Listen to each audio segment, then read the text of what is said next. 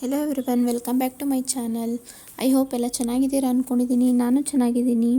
Please ಎಲ್ಲ ನನ್ನ ಚಾನಲ್ನ ಸಬ್ಸ್ಕ್ರೈಬ್ ಮಾಡಿ, ಲೈಕ್ ಮಾಡಿ, ಶೇರ್ ಮಾಡಿ, ಕಮೆಂಟ್ ಮಾಡಿ.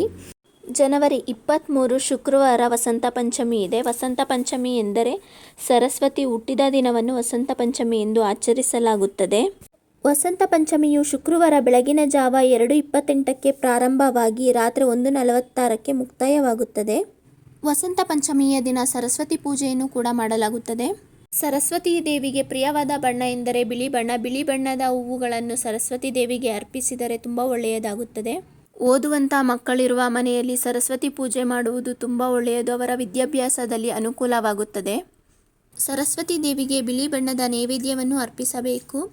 ಹಾಲು, ಮೊಸರು, ಸಕ್ಕರೆ ಈ ಥರ ಪದಾರ್ಥಗಳನ್ನು ಕೂಡ ಇಡಬಹುದು.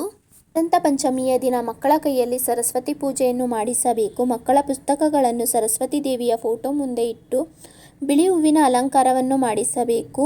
ಸರಸ್ವತಿ ದೇವಿಗೆ ಇಷ್ಟವಾದ ಕಬ್ಬಿನ ಹಾಲನ್ನು ಮಕ್ಕಳ ಕೈಯಿಂದ ನೈವೇದ್ಯ ಮಾಡಿಸಬೇಕು. ಪೂಜೆ ಮಾಡುವ ಸಂದರ್ಭದಲ್ಲಿ ಓಂ ಐಂ ಸರಸ್ವತಿಯೇ ನಮಃ ಎಂದು ಮಕ್ಕಳ ಕೈಯಲ್ಲಿ 108 ಬಾರಿ ಅಥವಾ 21 ಬಾರಿ ಹೇಳಿಸಬೇಕು. ವಿಡಿಯೋ ಇಷ್ಟ ಆಗಿದ್ರೆ ಲೈಕ್ ಮಾಡಿ, ಶೇರ್ ಮಾಡಿ, ಕಮೆಂಟ್ ಮಾಡಿ. Thank you for watching.